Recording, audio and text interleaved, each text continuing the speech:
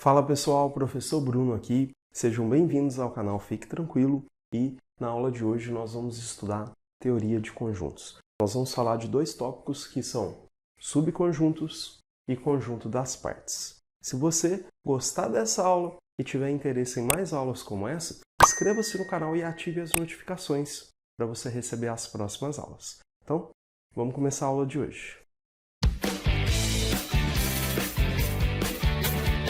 Bem, pessoal, a primeira coisa que a gente tem que conversar nessa aula, então, é sobre subconjuntos. Mas para que você entenda bem essa aula, é ideal que você tenha assistido a aula anterior, em que a gente falou das relações de pertinência e das relações de inclusão. Vou deixar um card aqui para você. Se você não assistiu ela, assista antes de ver esse vídeo. Então, vamos lá. Pessoal, eu tenho certeza que você, só de ler a palavrinha assim, subconjunto, já tem uma ideia do que vai ser isso. Então eu queria que você olhasse para o diagrama aqui. Nós temos em preto um conjunto B e temos em azul um conjunto A. Gente, pensa aí e me responde aqui qual que é o correto, tá? Você está vendo o conjunto B, está vendo o conjunto A. Eu posso dizer que o B pertence ao A ou que o A pertence ao B. Qual que é o correto? Responde para mim. Bem, quando eu faço essa pergunta para os alunos, geralmente eles me falam que o primeiro que é o correto. Mas os dois estão errados, tá? Porque se você viu a aula anterior, a gente não pode usar pertence para relacionar dois conjuntos. Então os dois estão errados, tá? O que é o correto aqui? A gente dizer que o B está contido no A.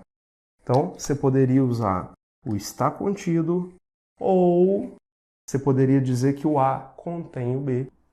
Então não esqueça, tá? O pertence você só pode usar se for elemento conjunto. Ali, como eram dois conjuntos, a gente não pode usar o pertence, beleza?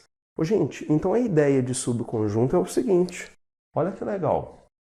Todos os elementos do B, imagina lá, os elementos do B, são também elementos do A, tá? Então, eu vou definir isso daqui para nós. Bacana, tá lá.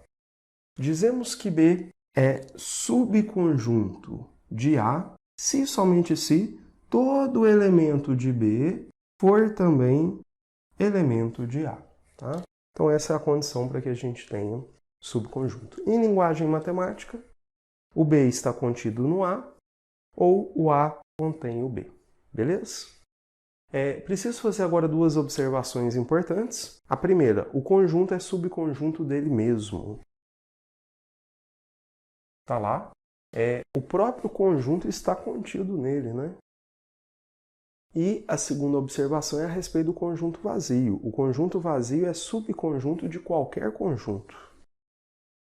Tá lá, coloquei para nós, o vazio é subconjunto de qualquer conjunto. Lembrando, o conjunto vazio, a gente pode representar ele com as chaves, sem nada dentro, ou com a bolinha cortada. Tá? Gente, essa observação que eu fiz aqui são axiomas de conjuntos, tá? Axiomas na matemática são regras que você aceita e ponto, tá?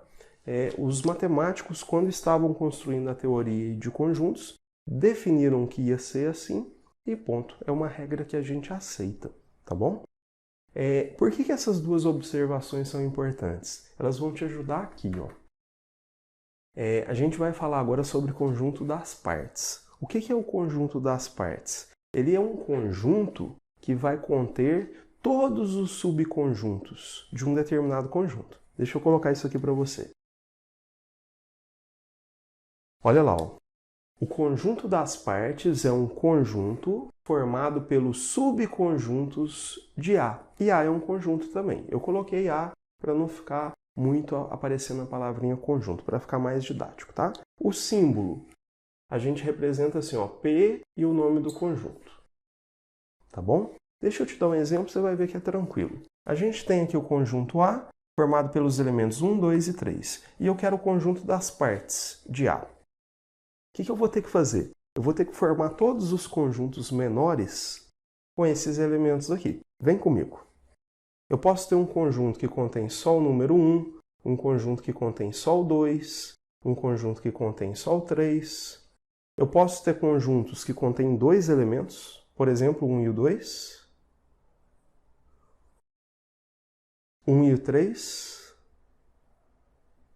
e o 2 e o 3. E aí entram as duas observações, né?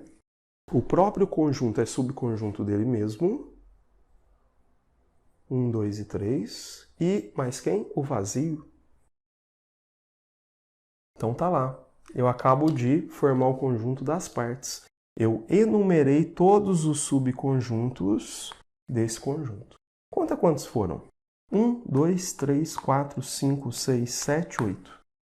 A gente tem uma formulinha que permite encontrar isso. O número de elementos do conjunto das partes. Em outras palavras, o número de subconjuntos de um conjunto. É assim, ó. 2 elevado a x. O que é o x? O x é o número de elementos do conjunto A, tá? do conjunto original. Então, repara, o nosso conjunto tinha 3 elementos. Se você faz 2 elevado a 3, dá 8, né? Que foi justamente o que a gente encontrou. Bacana? Bem, pessoal, então chegamos ao final dessa aula. Espero que vocês tenham entendido o conceito de subconjuntos e de conjunto das partes. Se tiver gostado, deixa para mim o like e se inscreva no canal. No mais, até a próxima aula. Tchau, tchau!